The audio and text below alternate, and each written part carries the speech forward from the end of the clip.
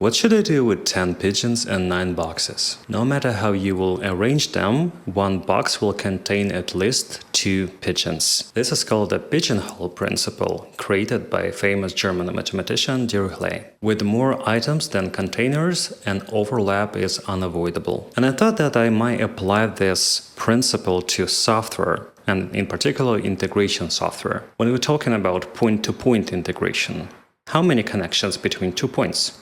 Just one, because you're connecting one point to another. Let's scale this up to 3 points. And between 3 points, you need to create only 3 connections. Okay, that's quite simple. How about 4? For 4 connection, imagine a square with a cross inside of the square. You will need to create 6 connections, right? So for 2, it's only 1. For 3, it's just 3.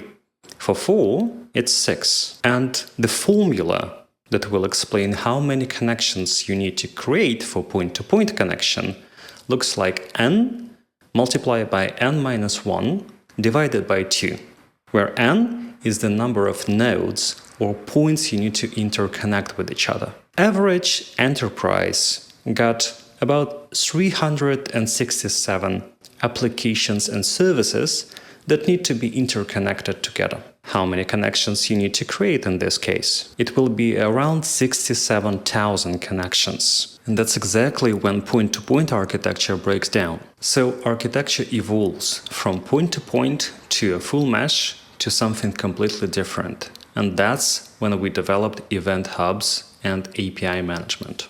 Instead of creating unique connection from point to point, you connecting all points to a central integration layer. This might be in any form. This might be in a form of a message queue. This might be in a form of a centralized log, like Kafka. So the complexity of this problem goes down to the n, or linear, from a square complexity.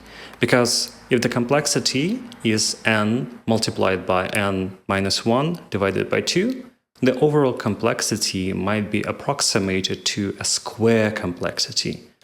And square complexity is insane when you're trying to implement this in the form of an enterprise production. But comparing it to a linear complexity is something that you really might handle. So it's not that point-to-point architecture is bad or good, it's just your choice. So if you're deciding to handle square complexity of your integration, you can go with point-to-point. But if you want to control only a linear complexity of your integration, you need to use centralized event hub or a message queue. Technologies like Kafka don't just move data. They eliminate the conditions that make complexity of integration unavoidable. So to really understand how IT works, you need to learn mathematics. You need to learn about complexities, you need to learn about algorithms, you need to learn about theoretical forms of your architecture. Feel free to write your comment, like this video and subscribe to my channel. I'm Alexander Khalikov and see you in the next video.